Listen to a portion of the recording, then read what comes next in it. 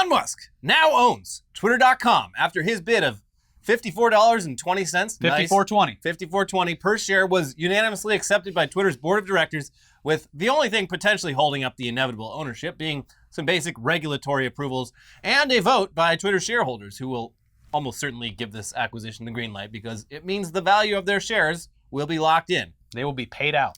With Elon's acquisition of the company, Twitter will go private, and Musk will have a hell of a lot more centralized control over the platform. Whether the result of this is a positive or a negative it's anyone's guess right now, but we're sure you're already aware that there is no shortage of outcry, no shortage of takes. It is a very divided topic, and the division lines fall very closely on political lines. Much like so many other things right now, but specifically with this. And it's your acceptance or hatred of this move is pretty much in line with where you stand politically. And that's much more of a Rorschach test reaction than a reaction to reality. Yeah. Like, Elon Musk is essentially a libertarian. I mean, he's got some like right-wing shithead takes, but he's not a conservative. So, yeah, it's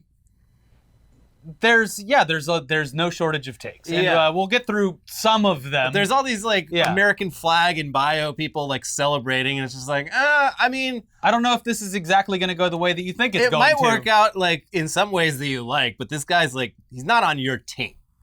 He's an ally of convenience right now, maybe on this specific thing. But he's won over the love and admiration of specifically the hats and sunglasses in pickup truck community. Slurs are back on the menu, boys. Exactly. Now, on the conservative side of things, this is seen as great news because Musk keeps driving home the return to free speech talking points. And if you're on the left side of things, this is apparently the end of the world. Society will continue to crumble. The apocalypse is on the horizon. You're deleting your Twitter account. You're moving to Canada, and everybody clapped.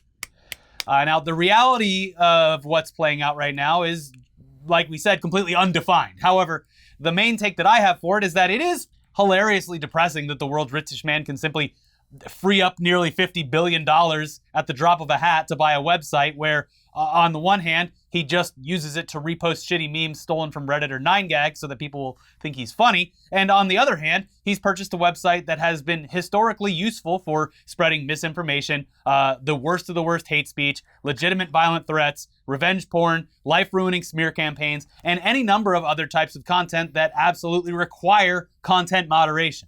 This acquisition is still being held up as a win for free speech without any technical thought going into what that actually entails from an ethical and legal standpoint.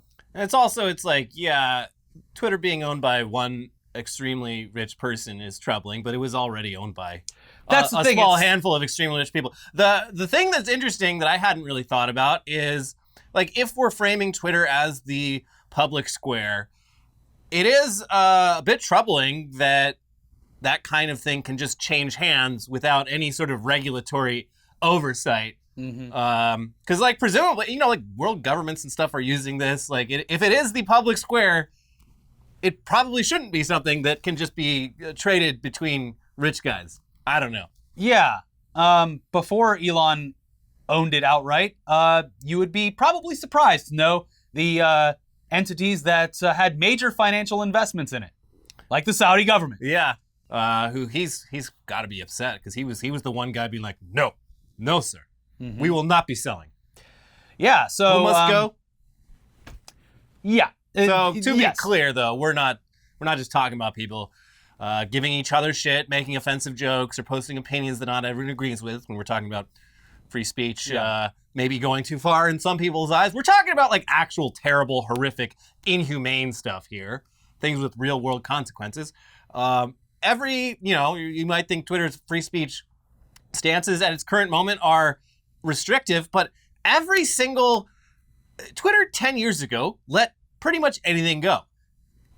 Everything right now that gets you suspended or banned stems from something horrible happening on Twitter that made them be like, ooh, I guess we can't let that happen anymore. Their content moderation up until recently has been reactionary every time. I mean, it's not the perfect comparison, but it's like you go on a construction site or something, and you're like, damn, there's just so many rules. Why are there all these OSHA rules? It's like every single OSHA rule on the books was written in blood. Like someone fucking died or got seriously injured by not doing this thing that's annoying to do.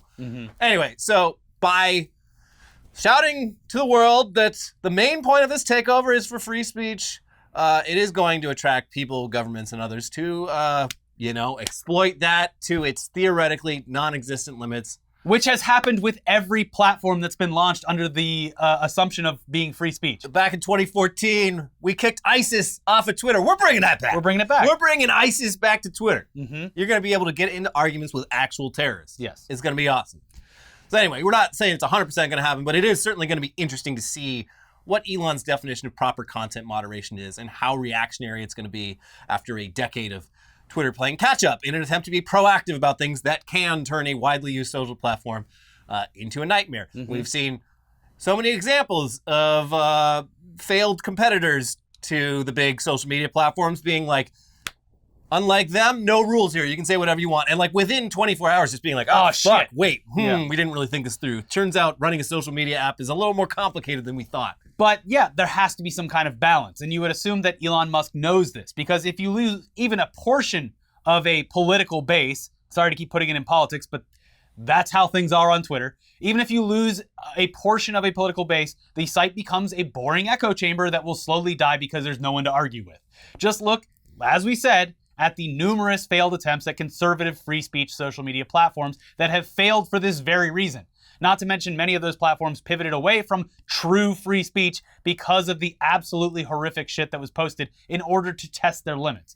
On the other hand, Twitter is also seen as a barely functioning website that has had widely popular ideas stuck in development purgatory, as well as issues with spam, phishing, hacking, and so on. It's a barely function. Like on Android phones, Twitter barely fucking works. Like there's something with like the cache. I don't know. It takes like 10 seconds to load someone's profile on my phone.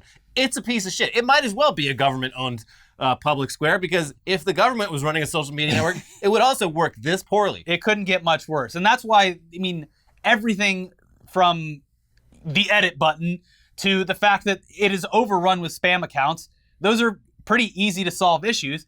And the company has been working on them behind the scenes with a lot of progress being made. But if Musk wants to direct attention at some easy wins and take credit for them, he's going to, and it will probably be seen as a win overall. Like, he comes through with that edit button and everyone's like, you see, this is the Twitter we've deserved all along. That's a no-brainer. It's a home run. But it is, like, I don't think there's a lot of evidence that he hasn't thought a lot of this through, because two of his big, like, actual stated goals for what he wants to do with Twitter is, one, get rid of the spam bots. Okay, yeah, great. But two, make the algorithm open source.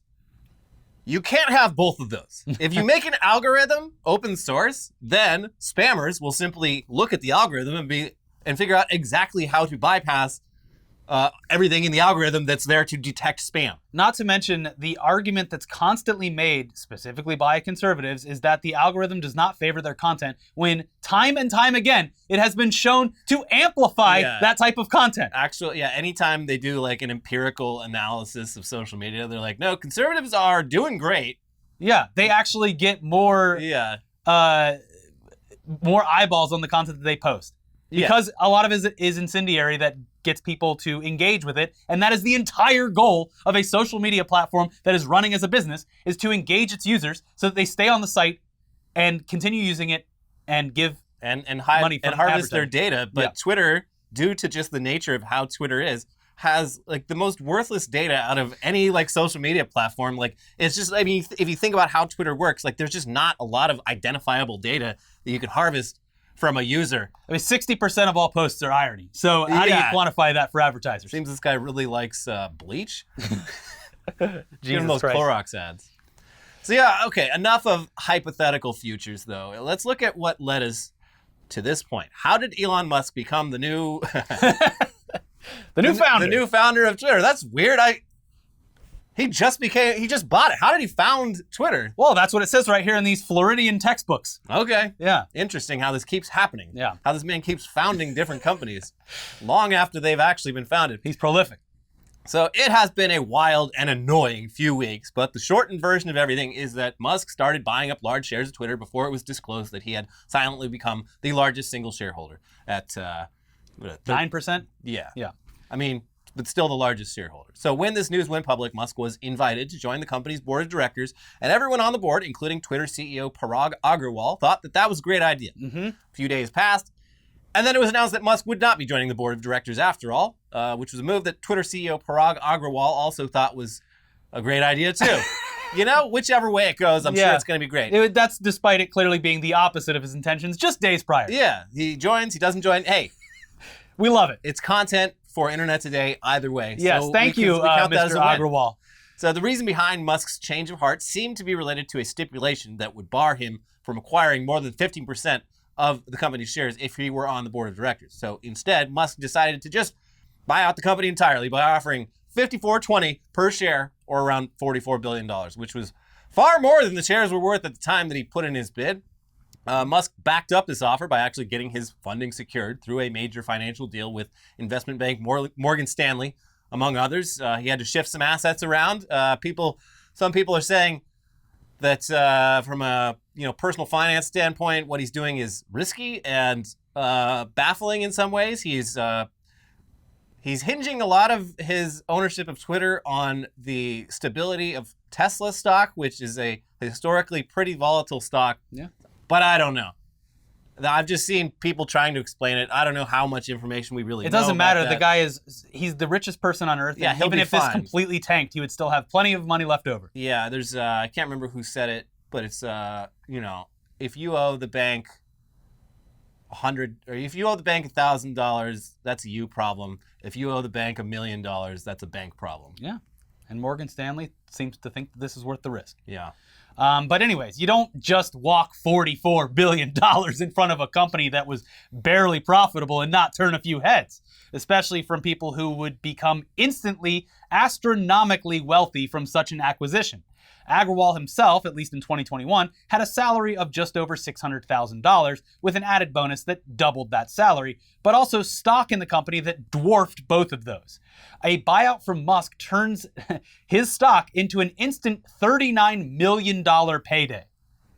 Not bad. Exactly. Basically, everyone with any amount of power and influence at the company who holds stock gets a gigantic golden parachute. Jack Dorsey, the Twitter co-founder who still owned a substantial percentage of the company, is looking to clear almost $1 billion from this deal. So yeah. And put it right into crypto. This is going to do great things for Bitcoin.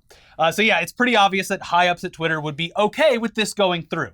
And apparently all it took was a weekend of mulling it over before the deal was accepted, because rumors were already swirling Monday morning that the deal was just hours away from being finalized. And by midday, Twitter's stock was halted and the announcement was made that Elon Musk now owned Twitter.com. So we, like many others, are under the impression that Twitter was quick to take the offer because their public quarterly earnings report was about to be announced.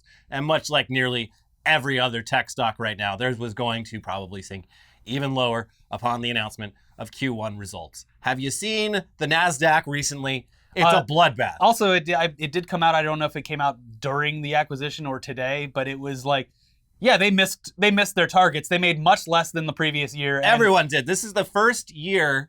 I've been trading stocks for like 6 years now. This is the first year where like I'm significantly lower than where I was last year. And I'm not taking risks here. I'm doing very boring trading. Like, even you recently, when we were talking about it last time, you're like, yeah, but the stock was up to $70 at one point. And I was like, well, that doesn't fucking matter because the company's not worth that. And it was going to happen where the stock sank even lower. So it's like, it's not really worth what Elon's paying for it either. But. True.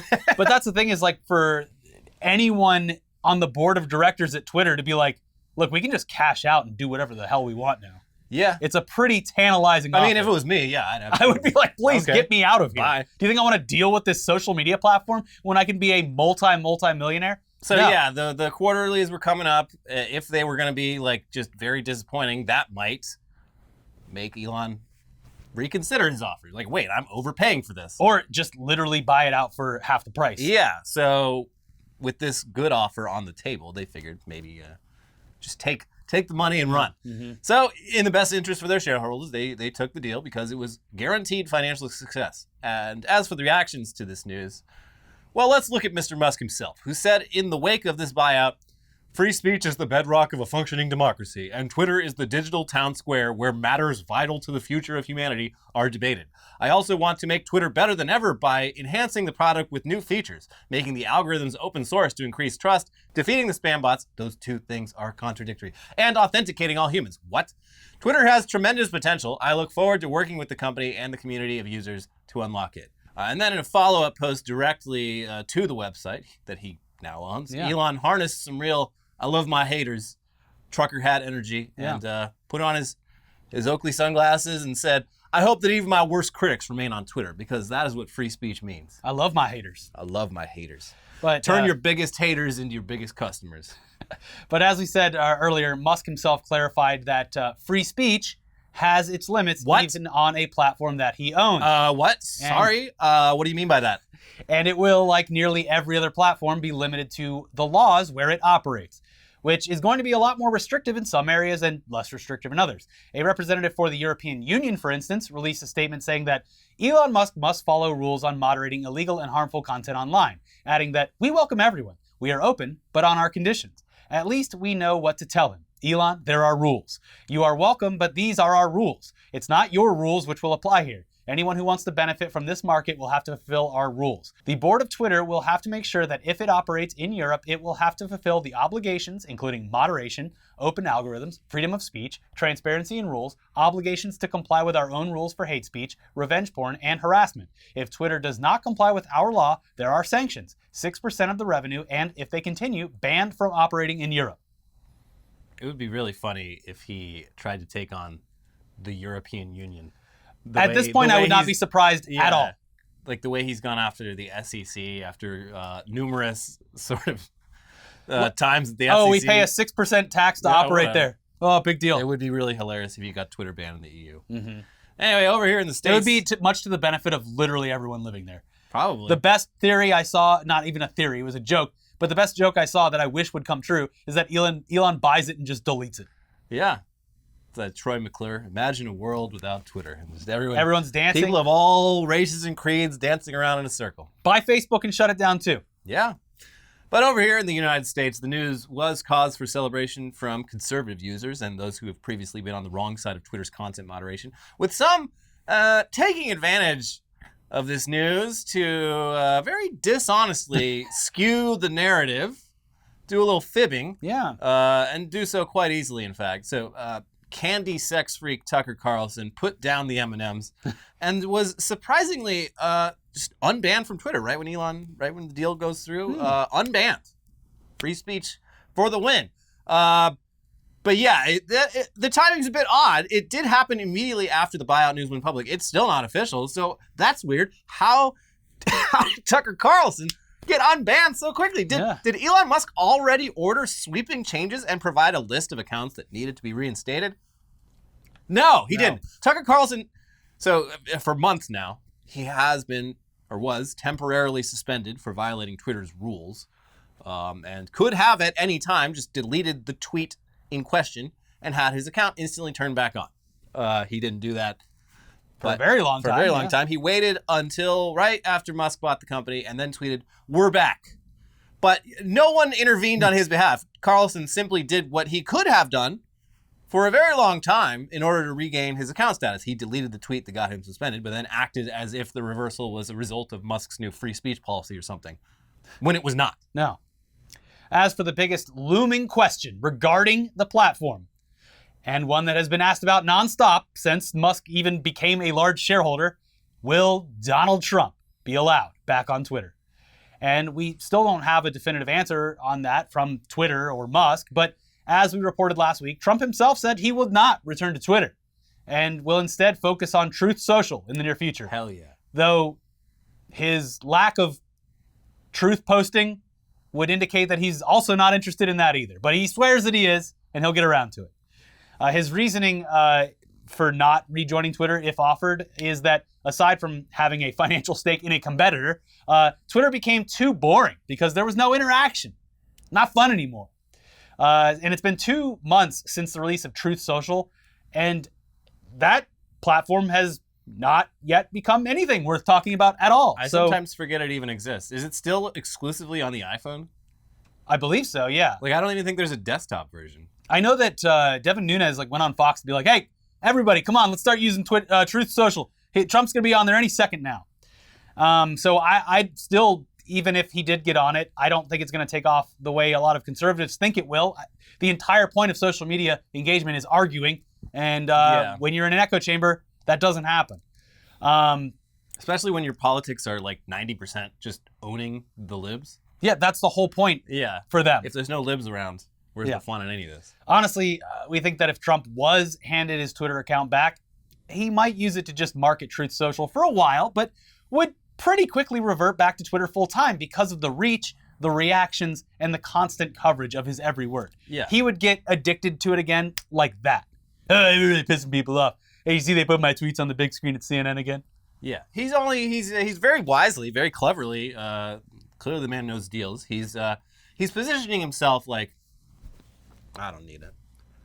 Yeah. Because that way, if he doesn't get his account back, and until he gets his account back or doesn't, he doesn't look weak. Yes. You look weak if you're like, yes, I would love to come back. Please have me back. Yeah. Yeah. It's not a very alpha thing. Mm-hmm. The alpha thing is to pretend you're not interested in the thing that you would love more than anything else in the world. That's how assholes get all the Twitter accounts. Yep. You got to neg. You got to neg the social media platforms that banned you into unbanning. Exactly. Anyway, as for anyone on the inside at Twitter going rogue, the news of Musk's acquisition has prompted a sort of lockdown internally. According to a report in Bloomberg, Twitter placed a temporary ban on any new product changes to prevent employees going rogue following the acceptance of billionaire Elon Musk's $44 billion offer to buy the platform. The company will not allow any changes to the platform unless they are business critical and approved by the vice president, people familiar with the matter told the outlet. The ban is in place until at least through Friday, Bloomberg reported. So, all right. The biggest tech / internet / billionaire / social media / censorship / political / meme friendly story of the year is in some ways over, but in many other ways just getting started. So buckle up, buckaroos. Certainly going to be a story for a very long time. But hey, speaking of social media, I was editing News Dump the other night and was laughing about a very simple, very stupid Photoshop that I made for our coverage of the viral hoax involving the removal of the Snickers dick vein. Cancel culture run amok. For a quick recap, a Twitter account @Juniper posted about how cancel culture had struck again and the vein from Snickers chocolate bar had been removed in favor of a newer, smoother chocolate bar. This was obviously made up, but it got spread widely enough that the official Snickers account leaned into it and made a statement verifying that the vein wasn't going anywhere. The vein remains. Now, we covered this news and we referenced Tucker Carlson, who actually has a track record of getting upset when companies desexualize candy. We made up a hypothetical scenario where he was tricked by Juniper's post, so I hastily threw together a mock-up of what that would actually look like, which was just Tucker's show with a smooth Snickers image and a chyron that read, "Cancel culture. Snickers removing beloved dick vein." Clearly a fake image. Yeah. I love that people clearly not real. Kept pointing out the word beloved. Yeah. Like, he really enjoyed it. So next thing you know, that image, as well as a even more believable version of it, where someone had taken a photo of that on their TV, so it looked like, oh, I'm just watching Fox News. Yeah, click. It started spreading everywhere, like wildfire. It went actually viral. It was being posted by verified meme accounts with millions of followers on Instagram. It was posted by H3H3 on Twitter, and even Juniper, the OP, got full wind of it. It went full circle. Mm-hmm. So they reposted the image and said, "I'm losing my goddamn mind. And for the record, I have no idea if this is real. I was shown this, and I genuinely do not know if this is real or fake. I am as clueless as everyone else for once." And that sentiment seemed to be the reason why it went so viral. It was just so believable. Which really says a lot about what people think about Tucker Carlson as a person. Because, I mean, like, look, it's first of all, why would the chyron wouldn't say dick vein on Fox News. I mean, like, I don't know, maybe it would. Stranger things have happened. This man did a whole segment about how the green M&M isn't as fuckable as it used to be. Mm-hmm. So who knows? Yeah. So Juniper and many others were eventually alerted to the fact that it did originate from us, and they even posted the clip of the episode that got over 200,000 views. So Big shout out to Juniper and everyone else who's been tagging our social media accounts under reposts of the image. It's awesome to see some shit like this spreading in the wild and seeing people recognizing it as our handiwork. Yeah, this happened with you when you did the Mark Zuckerberg barbecue meats, during the Congress or the congressional hearing. So many people thought that was real. I was like, oh, why would this be real? Why would he be grilling during one of the bigger accounts? Hearing? Someone posted that recently because of this, and it has like 2 million views. Yeah, it's crazy. Anyways, on to yet another update from stories that we just covered recently. Looks like the stunt involving 2 pilots switching airplanes in midair didn't go exactly to plan. Oof, R.I.P. They didn't die. Oh, good. But one of the planes did die. They crashed into the earth. Neither pilot was injured because they were obviously wearing parachutes, which also doesn't really make the stunt seem like that much of a stunt. No parachute, no helmets. Come on, guys. Yeah, I really thought that they were doing it without parachutes. You're not actually risking your life. What's the point? Yeah, exactly. It's like doing a tightrope walk with a net. This stunt is not death-defying. They're not. They at no point were defying death. Yeah, death was not defied. They were literally just doing a little plane stunt over uninhabitable ground. If they were doing this plane stunt over a collection of kindergartens, then maybe. Yeah. No one was at risk, though. It doesn't have to be your own death. Just someone's death has to be defied. Yeah, and not a rattlesnake in the middle of the desert. Yeah.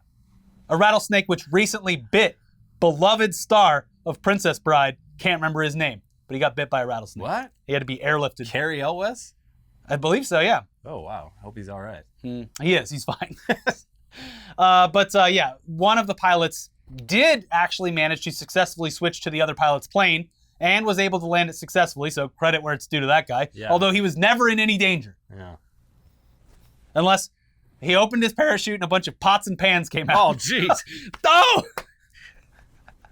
But yeah, despite this stunt being endorsed by Red Bull and taking place over uninhabited land in Arizona, it appears as though the FAA never actually gave these pilots clearance to execute the stunt. What the fuck is going on at the FAA right now? The Washington, D.C. got invaded by the Golden Knights. Yeah. Oh, my God. Well, they have their hands full with YouTubers taking up all the time. I guess so. But yeah, they were pretty pissed about this whole thing and the fact that Red Bull went ahead with it without their permission. Here's what ABC News had to say with everything that happened, including a statement from the FAA. The Federal Aviation Administration said Monday it will investigate a plane crash in Arizona on Sunday during a Red Bull-sponsored event. The pilots of 2 planes attempted to swap places mid-flight, leaving both aircraft unmanned for a period of time, and one of the planes crashed, although both pilots were unharmed. The FAA said it rejected a waiver of laws requiring pilots to man their planes at all times, according to a denial later from the FAA dated Friday, days ahead of Sunday's crash. The pilots, Luke Akins and Andy Farrington, applied for the waiver, saying the event was in the public interest as it was meant to raise awareness for STEM field and encourage students to pursue careers in STEM. Yep, what? You can be just like me, doing stunts in an airplane. Yeah. I mean, kinda, I guess. Why do you hate children, FAA? Why do you hate education? Yeah. In its rejection letter, the FAA said that would not be in the public interest and cannot find the proposed operation would not adversely affect safety. The National Transportation Safety Board also has opened an investigation into the crash and expects to have a preliminary report in the next few weeks. See, they should have done this stunt over a grade school specifically targeted at STEM students. They're just like, yeah, this is a science, math, technology school.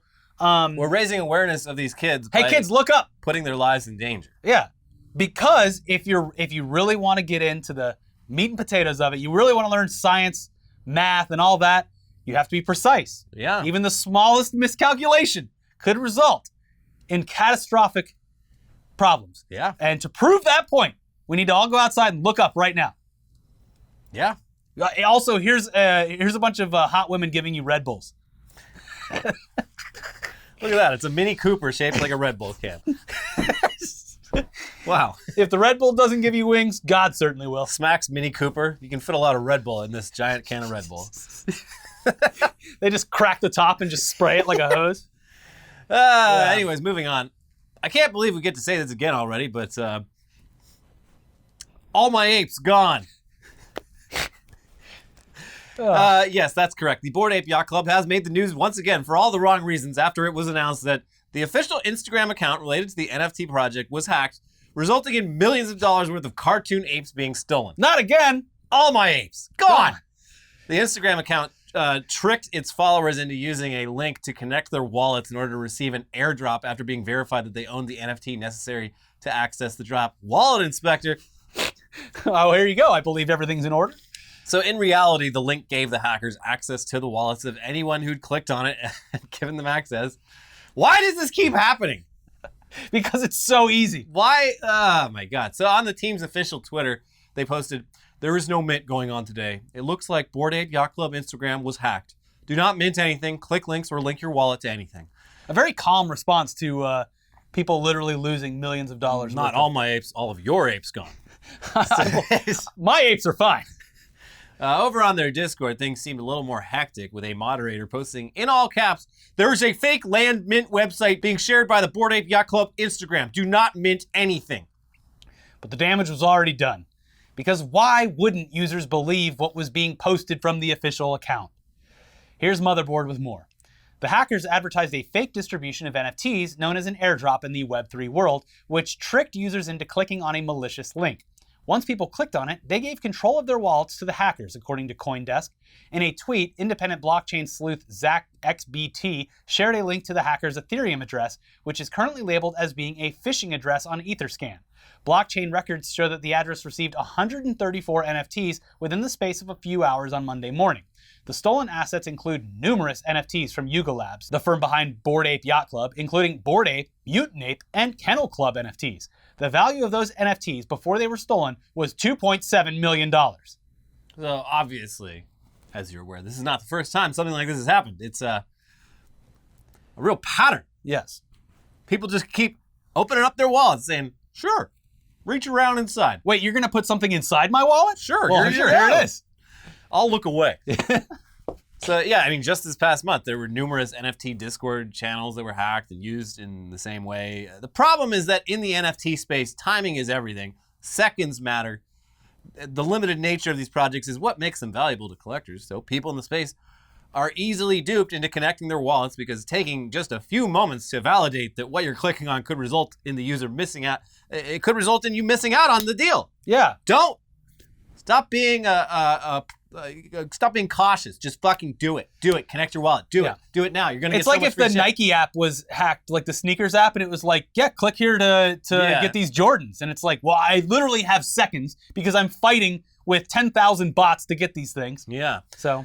And yeah, when the official account is tweeting, Instagramming, or posting links on Discord servers, users are inclined to believe that it's legitimate, only to then find out that all your apes are gone. Poof. All my apes gone. In response to the hack, users were obviously upset because their apes were gone. Yeah. Here's Motherboard again. In the Discord channel, several people complained about being victims of today's scam. They stole a bunch of shit. I had a rare king mutant and a bunny ear mutant. Stuff that would sell above floor. I just lost over 100 ether on this. Fucking unacceptable. From official IG, the website looked real, one user wrote. I'm at the point where I have to sue Yugo over this hack. I'm not walking away from $300,000 because their shit was hacked. Another user wrote in solidarity for the people who lost their precious JPEGs. RIP to the apes that got tricked on IG today. Others blamed the victims. It's like watching a bunch of people run into a burning building with free money spray painted on it, wrote one user. All right, at least some of these people aren't completely credulous. But over in gaming news, remember when Blizzard announced a new Diablo game at BlizzCon and had their entire fan base turn on them? Y'all got phones. Upon hearing the news that this new, exciting addition to the Diablo family was going straight to mobile. What? It was a moment that will be forever cemented in gaming history, and one of the funniest, most cringy live streams in convention history. People told them straight to their faces that this was a horrific idea.